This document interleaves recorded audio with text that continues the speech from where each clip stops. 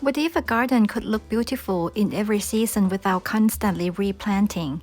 Hi there! I'm diving into the garden design today because I didn't realize how much you enjoy this topic on my channel. One of the most watched videos last year was about metric style planting. I've linked it with the description if you want to revisit the concept. But this time I'm taking you through a real garden over an entire year, so you can see how smart design transforms with the seasons. Let's get started. Here's how this garden looked last December. Everything was bare, but you could still see the structure. The framework from the tree at the back and the dried allium seed heads standing over the matrix. The calyx had completely died down, leaving the bones of the design exposed. Our winter in Zone 5B are long and snowy, although last year we didn't get much snow as usual.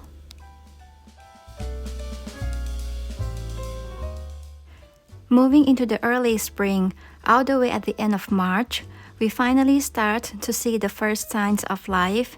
Alliums greens up, and you can see how clever they chose bulbs with narrow foliage.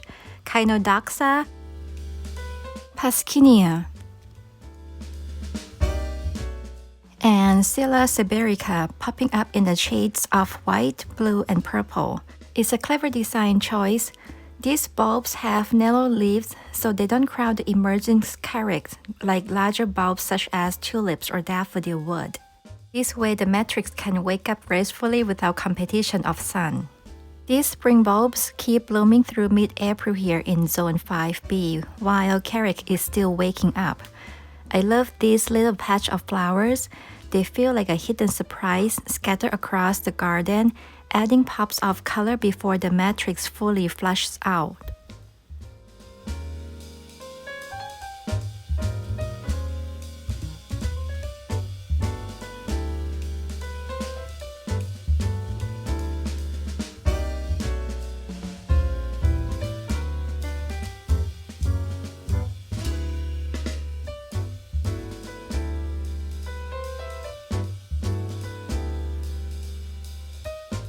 By the end of April, the carex has fully emerged and those tiny spring flowers have faded away. I wish I knew which carex variety they use for the matrix. It's such a smart choice with a bright green tone that contrasts beautifully against the punctuation plants with a similar foliage but deeper hues. And look here, the summer blooming alliums are starting to show, and the large spring alliums, likely purple sensation, is forming buds. It's exciting to imagine what's coming next. By May, the garden transforms again. You start seeing purple heads popping up here and there. I love how these allium flowers look like floating bubbles hovering over the green matrix. There are also some white allium. It might be Mount Everest, placed strategically at the center for the height and drama, but the majority are purple, creating a beautiful rhythm across this garden bed.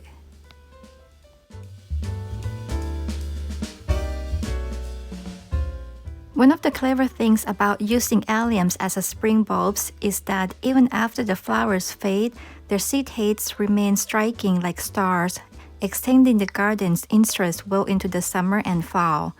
By now, the foliage of those early spring bulbs had almost disappeared. If you had used tulip or daffodil instead, their large lingering leaves would be too obvious and make the bed look messy while waiting for them to die back and recharge for next year. This design avoids that problem beautifully. Alternative, if you want to use tulips or daffodil in this matrix style planting, one option is to pair them with a large leaf punctuation plant. Placing bulbs between these plants for their foliage can mask the tulip or daffodil leaves later. I have seen gardeners do this successfully by planting tulips between hostas, letting the hosta's foliage take over and keep the bed looking tidy. By June, the summer blooming alliums, likely millennium alliums, starting to steal in the show. Their soft, mellow purple globes rise above the matrix, adding a gentle, airy feel to the garden. Meanwhile, the seed head from the spring allium still sparkling like star, keeping the texture layer of the interest. The Carex now glow in the bright green, its fine texture contrasting beautifully with the darker green clumps of this allium. It's a stunning seasonal shift. What I love most about this stage is the movement.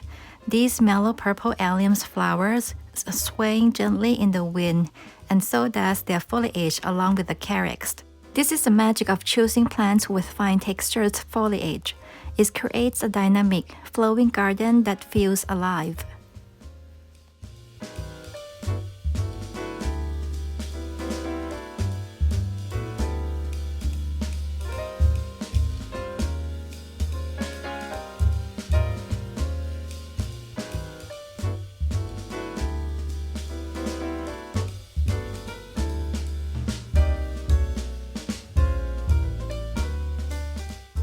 By mid-July, the summer alliums reach their peak. These mellow purple bloom are such reliable performers, long-lasting and easy to grow. Choosing plants with extended bloom times is a smart way to keep garden interest going through the season. Another thing I have noticed, there's a minimum weed pressure here. That's likely because the Carex matrix was planted densely, creating a living mulch that suppresses weeds while keeping the bed looking lush and tidy. Here you will also notice Russian sage and Echinacea purpurea adding the layers of the color and texture. Interestingly, these might be volunteers from birds, as they appear only in the one particular spot.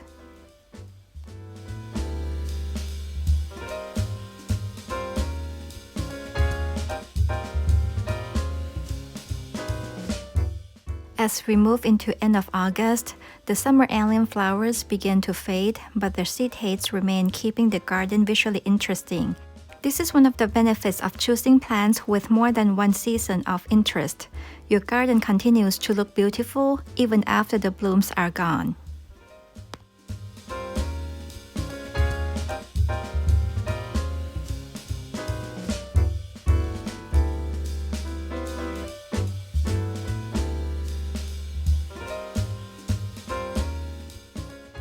By late October, all the flower seed heads have blown away. What remains are the golden stem of the summer allium, standing out like bright accent against the fading green as we move toward winter. I hope this gives you a sense of how beautifully this garden bed was designed to evolve through the season. Thank you for joining me on this journey. Until next time, bye!